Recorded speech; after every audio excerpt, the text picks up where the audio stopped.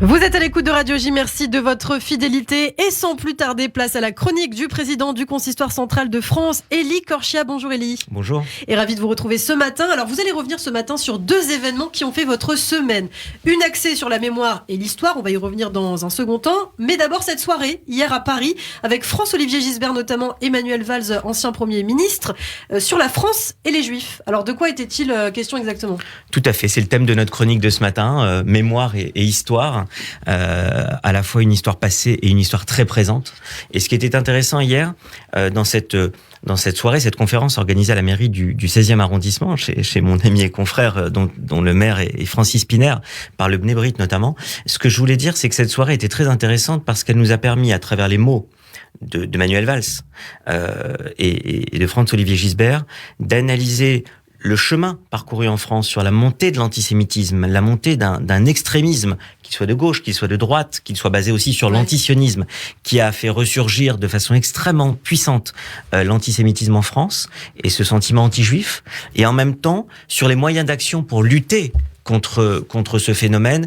Et ces moyens d'action, on les retrouve évidemment dans les valeurs et le discours très fort qui a été porté hier soir, tant par Manuel Valls en tant qu'homme politique, qui a travaillé sur ce sujet et qui nous a dit qu'il faut lutter contre ce déni. Et le mot est très important, ce déni qui a pu être celui de la France face à cette montée de l'antisémitisme. Déni d'ailleurs qui n'est pas, soyons très clairs, qui n'est pas tout à fait absent aujourd'hui de certaines prises de position. Ouais. Et donc il est important de se battre avec les moyens qui sont les nôtres, les valeurs qui sont les nôtres. Et ces valeurs, ce sont les valeurs de la République qui ont été très bien démontrées hier par François-Olivier Gisbert et Emmanuel Valls. Alors deuxième événement important, je le disais, vous étiez aussi il y a quelques jours au domicile de Serge et Beat Klarsfeld qui ont été récompensés pour leur travail exceptionnel, je crois.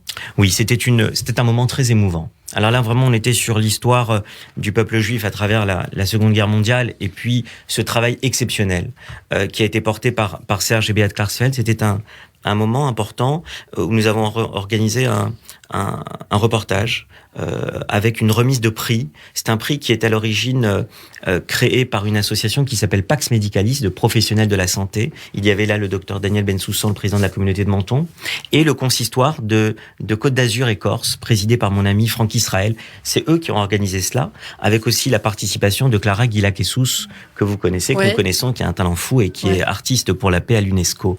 Et on a remis donc avec évidemment les organisateurs, ce sont eux à qui il faut rendre hommage. Il a été remis donc le prix qui s'appelle l'Olivier d'Or à Serge et Beat Klarsfeld dans ce petit cocon familial de cet appartement avec Arnaud, chez Arnaud, leur fils. Et il y avait beaucoup d'émotions parce que ce n'était pas juste une remise de prix. Nous avons posé chacun de nous quatre, une question une ou deux questions à Beat et Serge, à la fois sur le travail qui a été le leur au cours de ces années, mais aussi quelle est la vision qu'ils ont aujourd'hui du travail de la nouvelle génération, de la génération qui arrive, et comment la nouvelle génération doit s'emparer de ce travail de mémoire et d'histoire. Et ce qui était intéressant, c'était évidemment leur regard sur cette période, et puis évidemment le combat. Encore une fois, pour faire le lien entre hier soir, cette soirée sur l'histoire des Juifs, et puis en même temps, ce combat qui est celui des Klarsfeld, ce combat que l'on doit mener encore aujourd'hui. Parce que si on n'a pas en tête le combat qui a été mené il y a quelques années, malheureusement dans la pire des périodes, eh bien on ne comprend pas le combat qu'on doit mener ici dans une période inquiétante. Et on a pu voir qu'aujourd'hui Serge et Beat Klarsfeld, Arnaud Klarsfeld étaient vraiment sur le qui-vive sur des questions identitaires, notamment cette tribune qu'ils ont fait contre Éric Zemmour dans la presse. Le combat reste ô combien d'actualité. Alors comme chaque vendredi, on va terminer, Élie, sur un conseil lecture. Un livre que vous nous présentez ce matin, c'est La France Goy de Christophe Donner.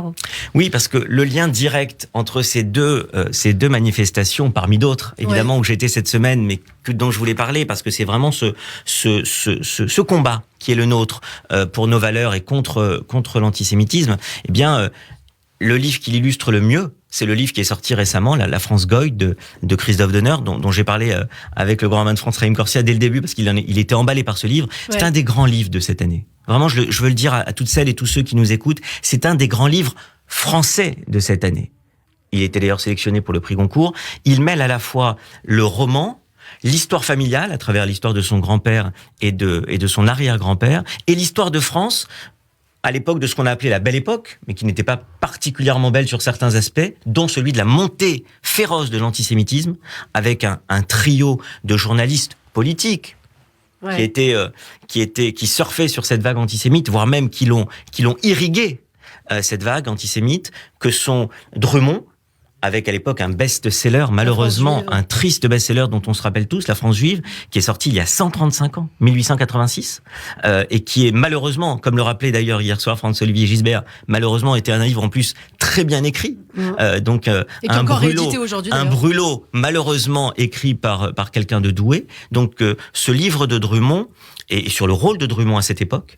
Ensuite, sur Léon Daudet, le fils du célèbre écrivain Alphonse Daudet, qui lui aussi va être un journaliste, qui va être la plume de l'Action française, donc qui va jouer un rôle.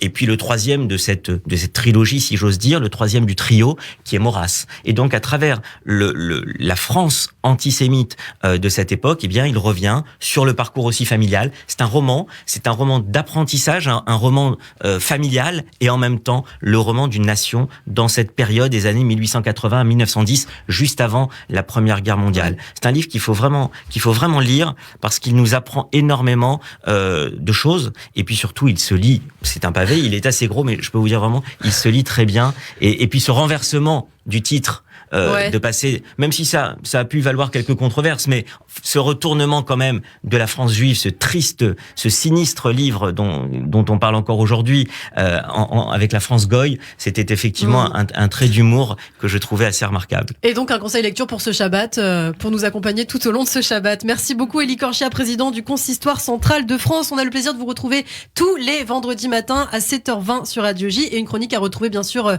en podcast sur notre site internet radioj.fr et en vidéo sur notre page YouTube. Merci beaucoup Élie Korchia et Shabbat Shalom. Bonne journée.